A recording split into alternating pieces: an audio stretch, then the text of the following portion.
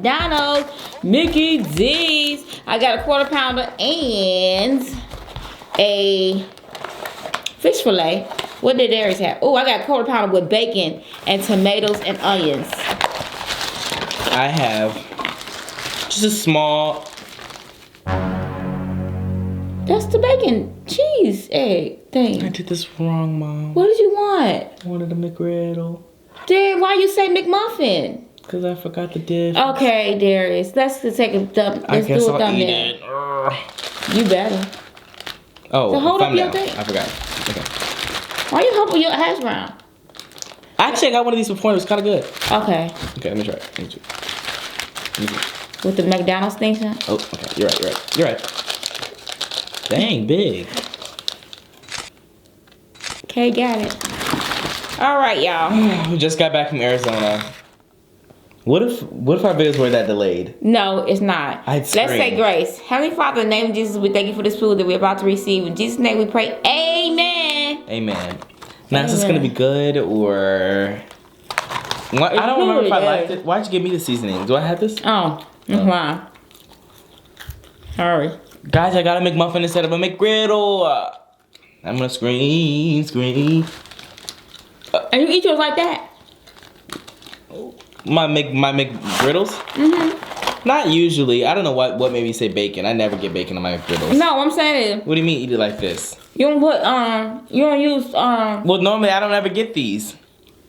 You don't use jelly. I don't put them on my McGriddles, no, because it has the syrup in it. That's nasty. No, it's not. Nah, I can't do it. I understand why you put it on here because it's probably dry, and I'm sick. Oof, I'm sick. Darius, you're not sick. You better eat that. I'm not playing with you.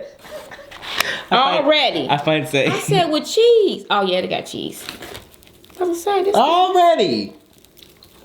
Boy, and I eat my stuff already. They kind of kill it with the sturdiness of these tops. Like I feel like they're very stable. Watch, the Sprite's gonna be on my leg. I said I feel like I can hold it from the top. Yeah. I like sweet sour sauce on my thing, y'all. Now this is actually low key. Well, I was gonna get tenders, right? Yeah. And I didn't get tenders because they didn't have it and they ran out or something. So my mom was just like, why don't you get chicken nuggets? All right. I saw a video the other day. No. And all you need to know is I cannot do it anymore. I will never, ever be able to eat a chicken nugget again. I can't do it. McDonald's? Not even just from McDonald's, just in general. I don't know if I don't know. Just don't ask me right now, but right now I just get to know.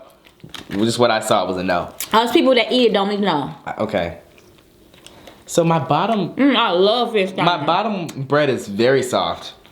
I mean, my top bread is very soft. My bottom bread is... She's hard. I don't know if... But anyway. Yeah, I just can't chew chicken nuggets. Still... Tell me about your story, boy. Where should I bite it first? That'd be good.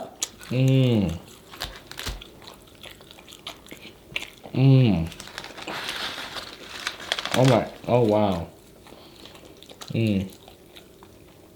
Darius, don't play with me. You need to catch it up. No. You need anything. Very dry. Yeah. But not bad. I love Do you like McMuffins? McDonald's fish sandwich. Is that your favorite fish sandwich? Yeah, I would say one of my favorite songs.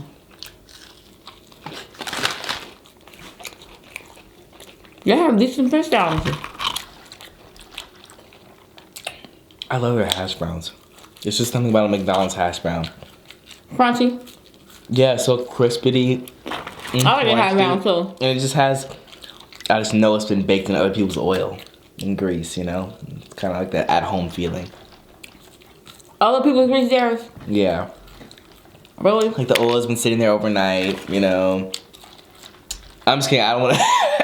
All of a sudden we get sued. Darius, please. And McDonald's says, stop spreading false information. I don't know what they do, but I just love, it's just a distinct taste. I don't know what it is. And you think it's been refried in some other oil?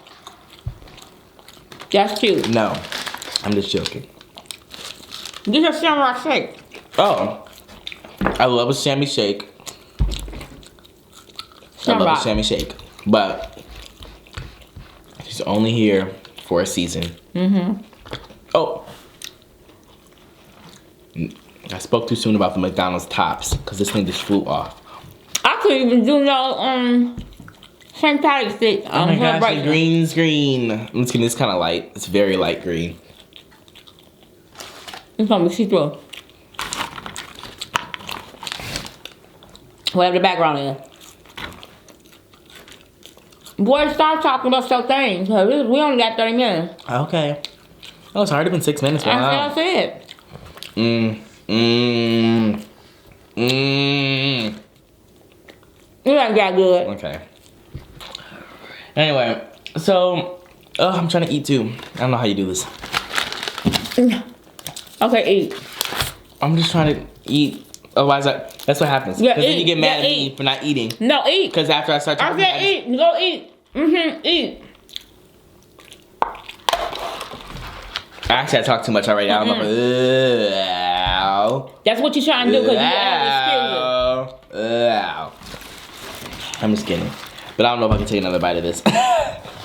They hate me. Oh my god, they hate me. Look at my sandwich. Maybe it is supposed to be hard in the bottom. That's what's turning me off of like eating it because it's like hard. So. Isn't that pretty? Why? Because it's hard?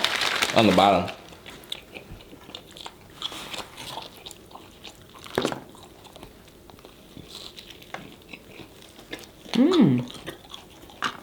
Put bacon on it? Anyway. So. So what do you do? Push this food to the side of your mouth? Oh. I don't know how to do it. From what? How do you like talk? Yeah, just talk. I feel like it's gonna fall out of my mouth if I talk. Darius? I feel you have it down to like where it doesn't fall out. No. Okay. Sometimes stuff fall out. Okay, I can't do You it. gotta just say excuse me. I can't do it. It was an eating show. Yeah, it is. People do a lot, actually. Like, you're not gonna see anything happen when you eat. Just try it. Anyway, let me try this. So, that's different. It's just a hash brown. I can slide it to the side. I have a government class. Okay. Yes. In my government class, and you know, we were learning. Well, we weren't really learning about anything, but whatever. So basically, my teacher, she brought in a guest speaker from the Ohio Innocence Project, and basically what that is like, they have this in a lot of different other states, not all of them, but a lot of different other states. And basically what these projects or these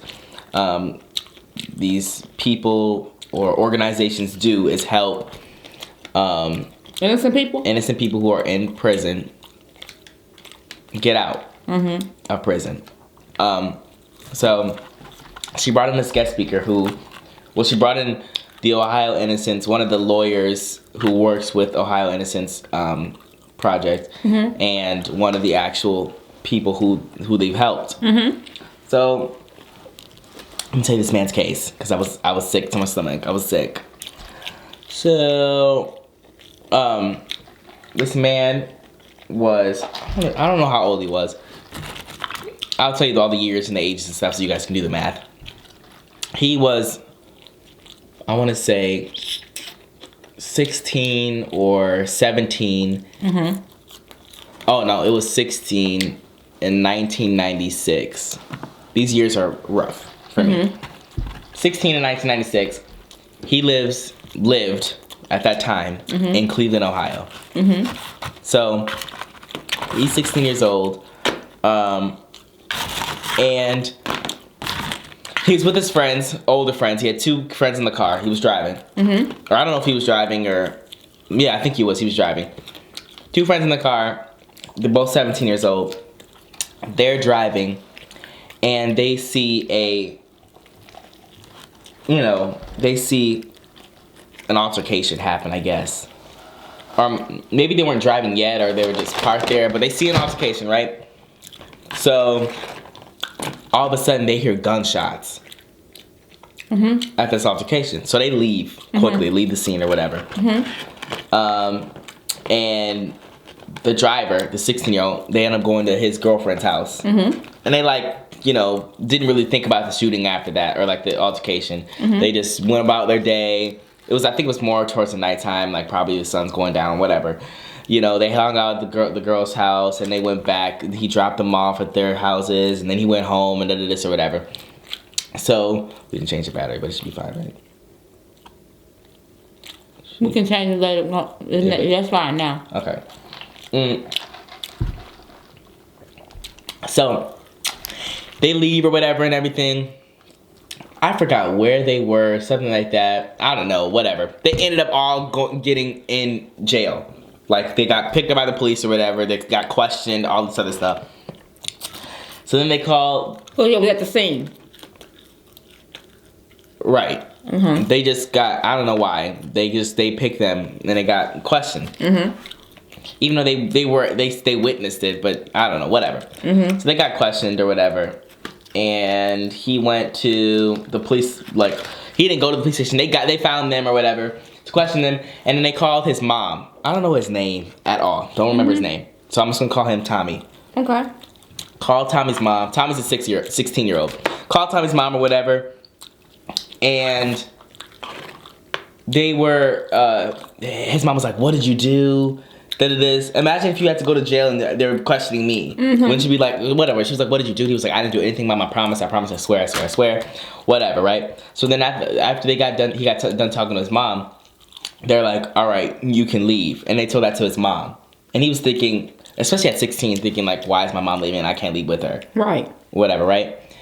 And so I guess he said they were questioning him or whatever. And he was like, why am I being because they didn't tell him why he was being questioned. They just kept asking questions about it or whatever. He was like, okay, I guess this is about the shooting or whatever. So he was like, he said the prosecutor or whatever, whoever was questioning him, or the police officers, they're like, you're going to jail, kid, for murder. And I'm just imagining what's going through Tommy's poor head at 16, going I didn't do this. I'm 16 His life years old. Is over. I didn't commit this crime. I didn't murder. I was there. Whatever. So they ended up obviously they were separated. So the boys that were in the car, they were separated. So it was Tommy and then the 2 17-year-olds, and they were all separated, getting questioned.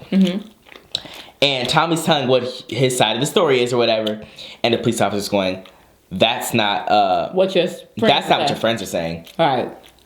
And of course that was a lie, but he was like, that's not what your friends are saying. Their friends are saying this or whatever, and he was like, that's not true, this happened or whatever.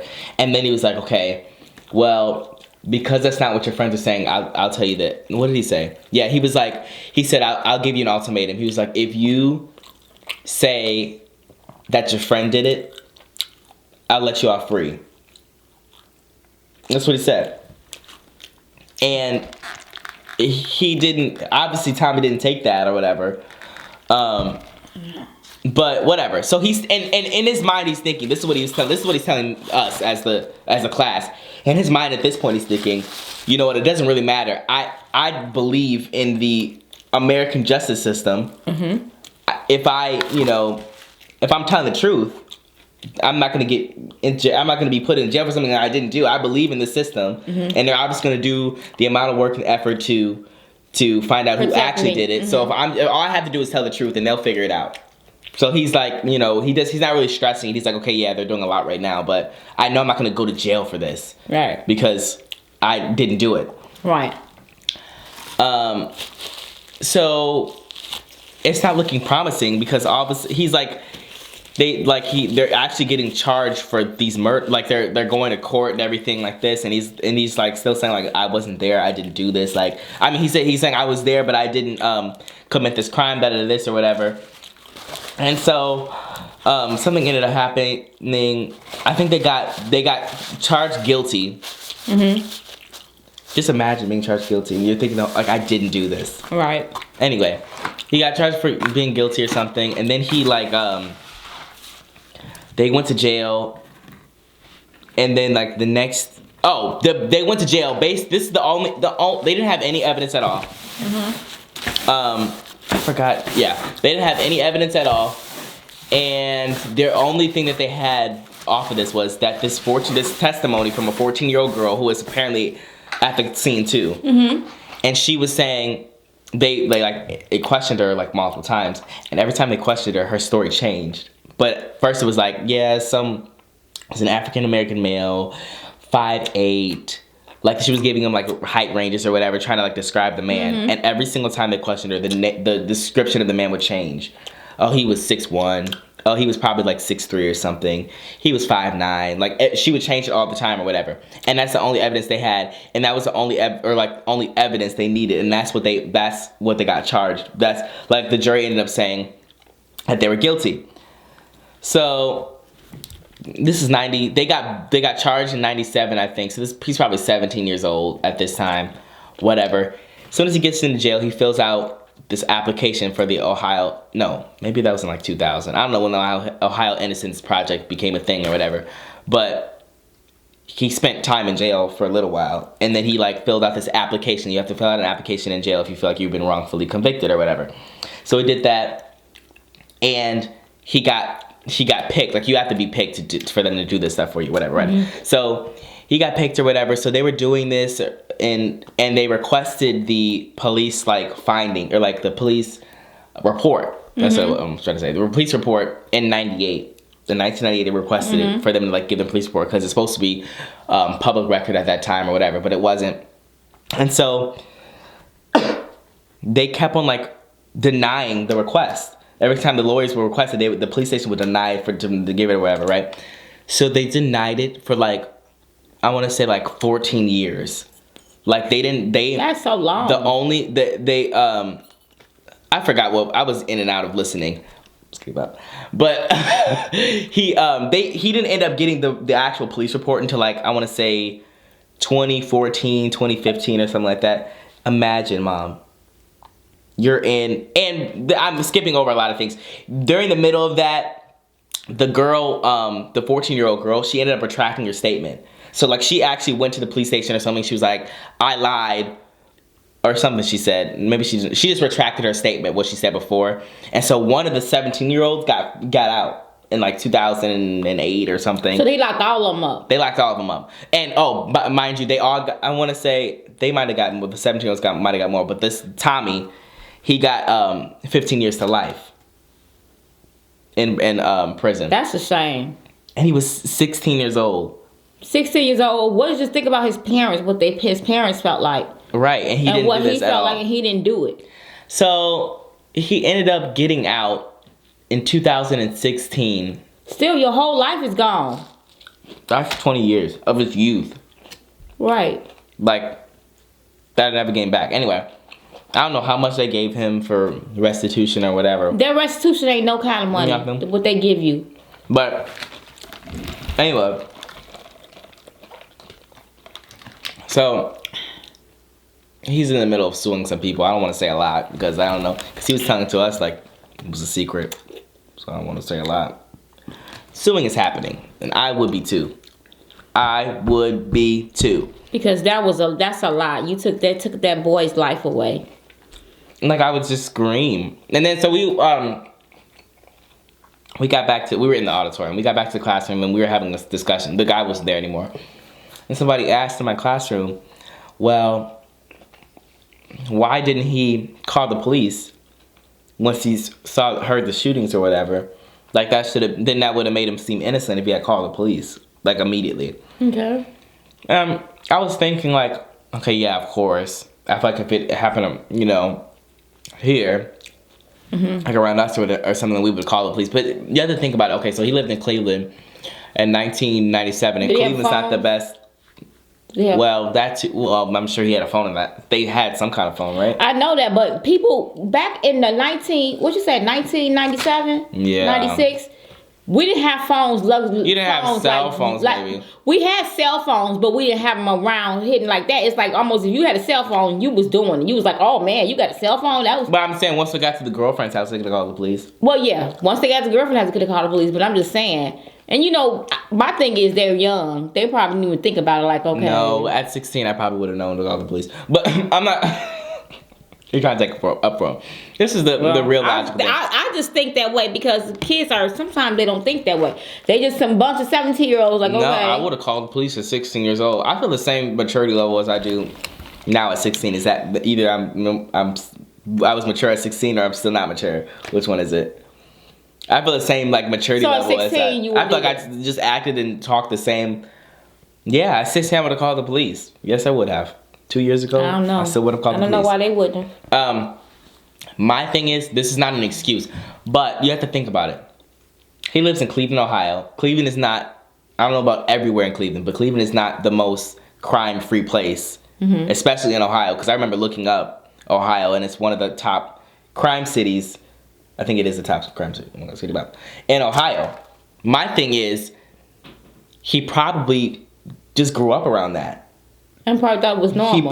That's probably his norm is what I'm saying. His norm is probably, yeah, this happens all the time. You know what I'm saying? Like, right. It's his norm. It's like it happens all the time. I'm not going to stick my nose into it. Because some people be scared to call the police and don't want to get involved. Right. Just like, I just feel like if that's, not that she shouldn't have called the police, but I'm just saying if that's your norm, I feel like for here, if I heard gunshots, I'd scream. Of course. And I'd call the police. Of course. But you don't know nothing about that life.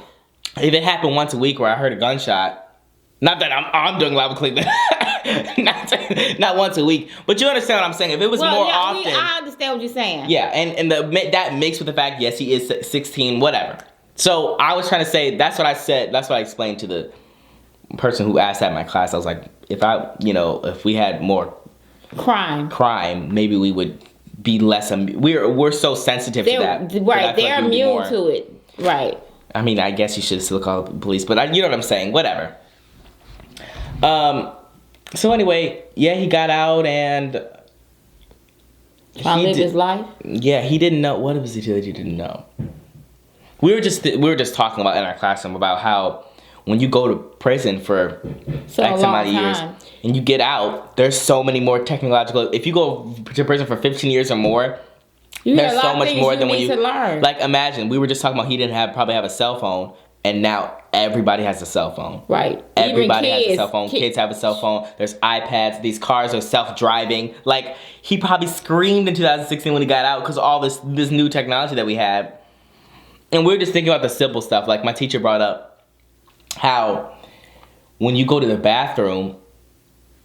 Or no, she said she heard about, I don't know, because she had done this for years before, and there was a different guy, I guess, and he had talked about how he went to the bathroom and he didn't know how to wash his hands at a public restroom because everything is automatic now. The paper towel's automatic, the even getting the water on is automatic, the soap dispenser's automatic, and they didn't have that stuff in 1997. So he just didn't know how to wash his hands when he was in the bathroom in a public restroom. Wow. That's sad. Also, too, we just had an incident where we were at Wingstop, and yesterday, yeah. Yeah, 2 guys approached you. Yeah, so we were because we had just finished our video, and my mom went to the bathroom, and I was cleaning up the table and stuff, and then these guys were like. Oh, like they were whispering like about me. I knew it was about me because they're whatever. They're like, yeah, he like must be a cameraman, this, or they're talking or something. And it just all seemed like very fishy to me in the beginning. Like he was saying like cameraman, whatever. So anyway, he was like, oh, are you like a cameraman or a photographer or something? And I said, no. I said, we're YouTubers. And he was like, oh, let me see that. So I pick up the camera and I'm showing him the stuff because he wanted me to show him like how it worked and stuff. So I'm showing him all the stuff or whatever. I'm like, turning the screen on, like the screen. I don't know if they've never seen our vlogging camera. That's weird because He's flipping the screen up. It's a screen viewer. You can flip the screen around or whatever. Yeah. And when you turn it off, it's flat. But when you turn it on, the little thing comes out. You know, like you guys seen the pops camera. out. It's like a vlogging camera, whatever. So he's like, wow, you probably think we're crazy or something. He was like, but we just got out. And at first I was like, what do you mean we just got out? Like, I didn't say that, but I'm thinking in my head, like I said, I don't know what that means. Like, he just said it so casually. He was like, you might think we're crazy, but we just got out. And then I immediately registered that he meant prison. And it was like, yeah, me and my friend, it was him and some other guy. He was like, yeah, me and my friend got, had, I'm not sure if it was 20 years between them. Or I think he said that at first, and then he changed it to, he had, like, they both had 20 at least 20 years. 20-some years of prison, but they both got out. But the thing is, they didn't know technology has changed so much for them over the 20 years. They didn't know he didn't know that was a camera at all. Like, he knew it was a camera, but he just didn't know, like, because cameras in 1997 did not look like that. Right. It's a very small, compact camera. And I turned it on, and the thing, like, came out, like, the lens came out, and he was like, oh my gosh. Right. And he said they had just gotten out. So he said they just gotten out that week or something. But just imagine 20 years, like this. I think they should have schools. Or not schools, maybe a class or a training class, a class where they can, get them updated on stuff that we have in the world today, because it's very hard for people to get out of prison. Really, really hard for them to, really live their life and be able to fit into society and be able to. There's some things you're not gonna know because there's so much more technological advancements from 20 years ago. Right. It's just too much. And I think they should have training classes on that to help them, or to like, okay, this is what it is. Or maybe have a video of this is what the technology is from the 80s. And this is the technologies in the 90s. And this is what we have advanced to. And like, I showed him my cell phone. To be this thin, I have 3 cameras on here. And I know he probably screamed in his head. I have 2. Well, my phone, yes. My phone is snatched. He probably the fingerprint scanner is under the display. Anyways, y'all, what do y'all think about that? Prisons, people that come out of prison after 20-some years and done 20 years, and really, what do you think they need to have classes, or do they have that? I'm not even sure if they have that. Offer that. Well, they didn't take the class. Who? People at Wingstop didn't take the class. They just got out. They was fresh out. Oh yeah, they just got out and they just got off the boat. Week. And I was thinking, they just got out, and Wingstop's one of their first meals. It's a good life. It's a good life. Whatever. I love Wingstop. They're probably thinking, good. Wow, these wings are slamming. Yeah. I love a good wing. You guys, we are going to sign out on that note, but I thought that was interesting. We had a long talk about this, Nate, and then you and Dad talked about it, and then me and Darius talked about it. But no, because I just talked to Dad right after the Ohio Innocence and it just happened, right? And it just happened to happen yesterday too, and so I started talking to you about it. Yeah. So you guys, don't forget to like, comment, subscribe, share this video with anyone, everyone. Let them know what your girl's doing this channel. We'll see you guys tomorrow with another video. We love you guys so much. Don't forget to stay safe, stay blessed. Peace out.